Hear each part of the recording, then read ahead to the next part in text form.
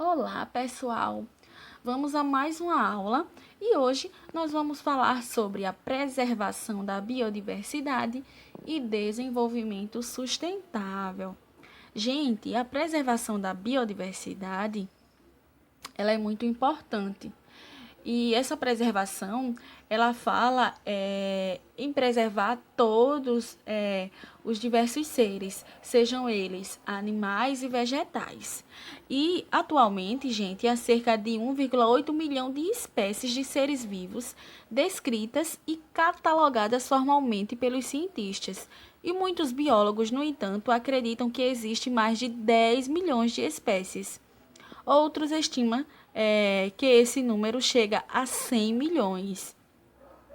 Uma grande diversidade de seres vivos, gente, habita florestas tropicais que estão sendo devastadas e substituídas por áreas urbanas, ou cultivo para sustentar a população humana. E vale ressaltar ainda que, como a população mundial não para de crescer, precisamos encontrar uma forma de conciliar as atividades humanas de maneira sustentável, a fim de evitar a degradação do ambiente natural. E também, quanto mais pessoas, mais recursos naturais são necessários e explorados, esgotando assim recursos não renováveis e sobrecarregando os renováveis. Biodiversidade. Gente, o termo biodiversidade é amplamente conhecido e divulgado, principalmente quando o assunto é preservação ambiental. E esse termo ele foi criado em 1985 a partir da junção das palavras diversidade e biológica. E posteriormente, em 1986, foi utilizado em um relatório apresentado pelo entomologista Wilson. A partir daí, a palavra biodiversidade tornou-se conhecida mundialmente, sendo até hoje utilizada em referência à vida no planeta. E como o próprio nome indica, biodiversidade trata da diversidade de vida em todos os ecossistemas existentes, seja no mais profundo oceano, seja no topo das mais altas montanhas. Ela é usada em referência não apenas ao número de organismos existentes, mas também à variabilidade, ou melhor, à variedade genética e de funções ecológicas desempenhadas pelas diversas espécies. E a partir de agora, nós veremos as características básicas dos três principais níveis de organização da biodiversidade, que é a diversidade genética, a diversidade de espécies e a diversidade de ecossistemas. Então, vamos lá. Primeiro, nós vamos falar aqui da diversidade genética. Gente, vale ressaltar para vocês que os seres vivos são formados por genes, que contêm as características de cada espécie. Os genes são a sequência específica de uma molécula de DNA, ácido desoxirribonucleico, responsável pelas informações sobre as características herdadas, ou seja, é a unidade fundamental da hereditariedade.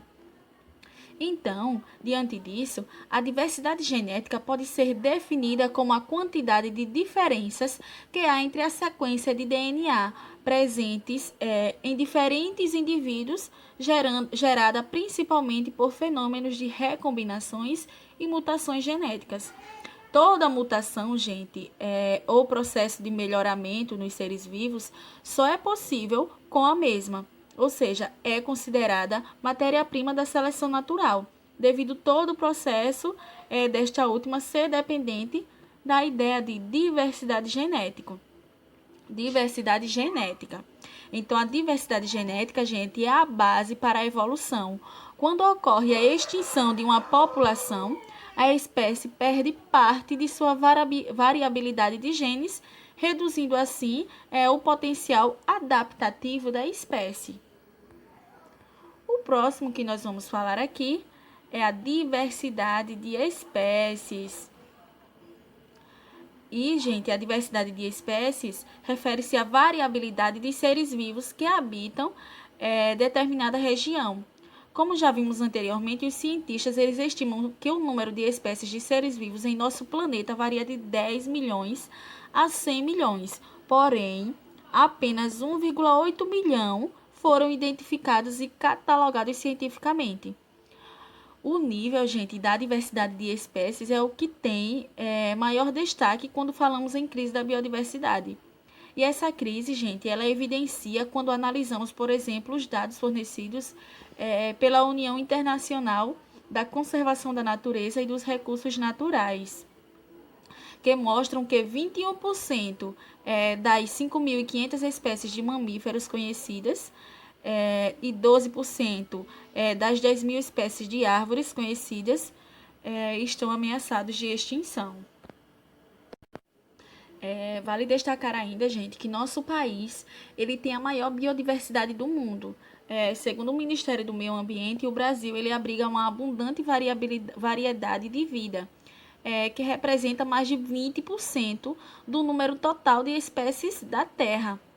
Então, por aqui, o risco de extinção das espécies ele está diretamente atrelado à perda e fragmentação dos ecossistemas. E também sem falar que as espécies elas podem ser consideradas extintas apenas em determinados locais. Por exemplo, uma espécie pode desaparecer em um sistema de rios, mas sobreviver em um sistema adjacente. A extinção global, gente, de uma espécie, por sua vez, ele significa que ela desapareceu em todos os ecossistemas em que vivia, deixando-as permanentemente empobrecidos. Agora, o que a gente vai falar é sobre a diversidade de ecossistemas. Denomina-se ecossistema o conjunto das comunidades de uma área específica, levando em consideração os fatores ambientais que constituem um biotopo, ou seja, local onde vive uma comunidade, como tipo de solo, intensidade luminosa, temperatura, índice pluviométrico, quantidade de chuva, umidade, salinidade, acidez, turbidez, bem como todas as características próprias de uma localidade. E vale ressaltar ainda, gente, que a relação dos seres vivos com o ambiente é tão íntima que a extinção local de uma espécie pode impactar negativamente outras espécies naquele ecossistema. Um exemplo é a caça excessiva da espécie de morcego, do Pteropus marianus, conhecido como raposa voadora das Ilhas Marianas, que ele é um importante polinizador e dispersor de sementes nas ilhas do Pacífico, considerado uma iguaria, né?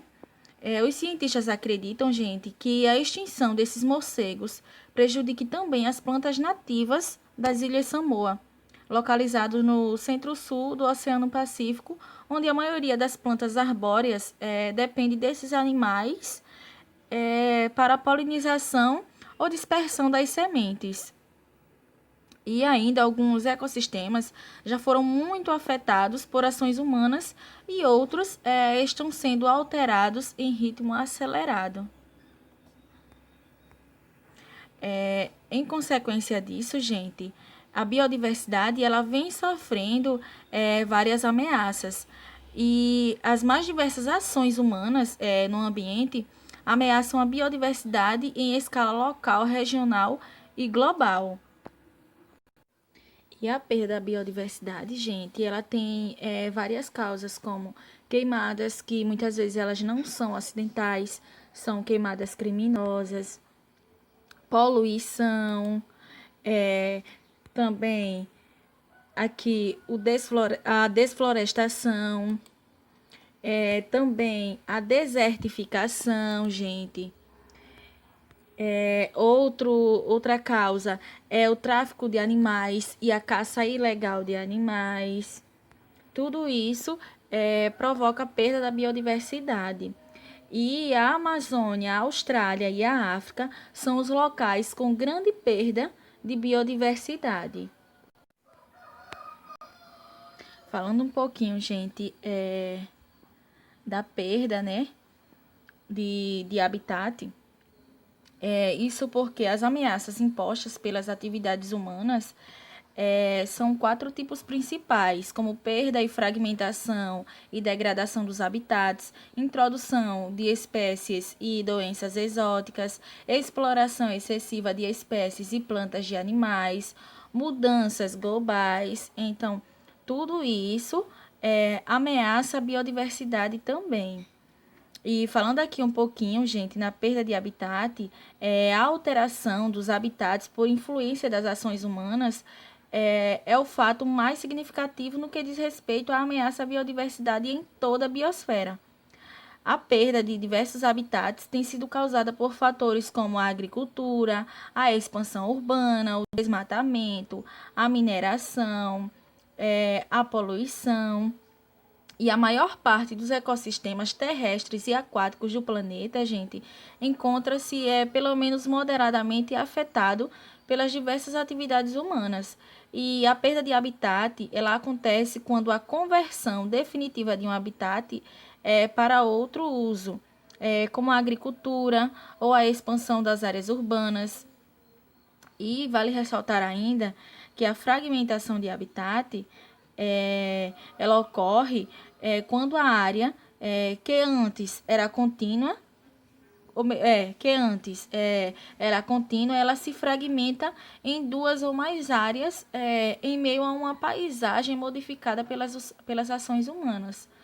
E a degradação, gente, do habitat, por sua vez, ela está relacionada às mudanças que diminuem a qualidade do habitat para determinadas espécies, mas não para todas.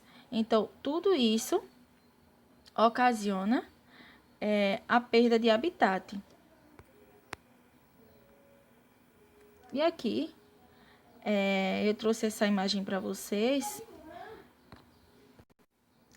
E aqui, pessoal, é a Mata Atlântica.